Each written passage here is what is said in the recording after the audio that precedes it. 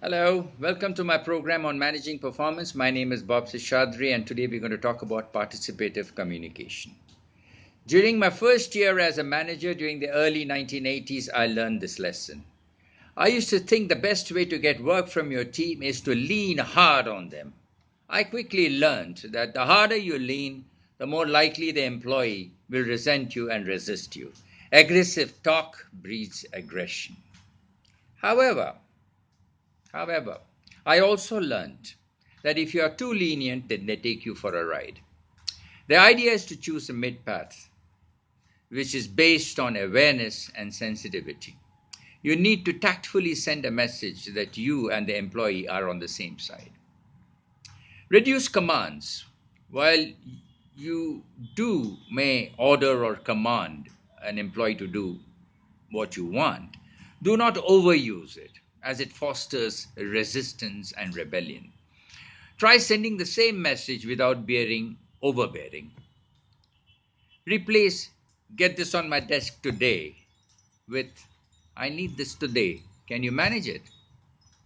See the difference?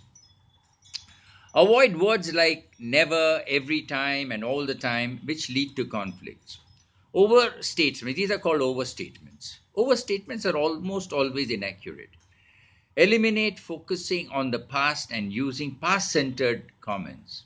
To give you an example, if you tell somebody, for years you've been getting in late to work, for years you're always late in getting the work done, is a past centered comment, and that is likely to create an argument. You're not being specific.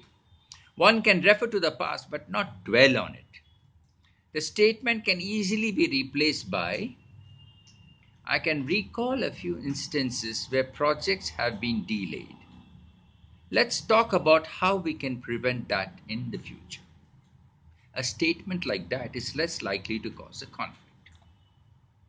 Avoid personal attacks. For example, you're not listening and you do not know what you're talking about. These are personal attacks. Replace these kinds of statements with more acceptable languages like, let's slow down so we can make sure we understand each other. Or saying, I cannot understand your logic here. Could you explain it once more for me, please? Eliminate the guilt inducing phrases as well, such as, if you really cared about this team, you would work harder. If you really cared about this company, you would work harder. I guess you care little about the project. If you use this kind of phrases, the employees will detest you because they are mere inferences on your part and are far too vague. Reduce unsolicited advice. There are times to offer advice and there are times to shut up, not to do it. You have a right to make suggestions, but it is best to ask first.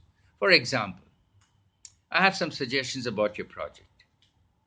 Can we talk about that? A statement like that is fine. I used to ask my staff sometimes, actually every time during a performance appraisal, are there things that I do or say that make you feel uncomfortable?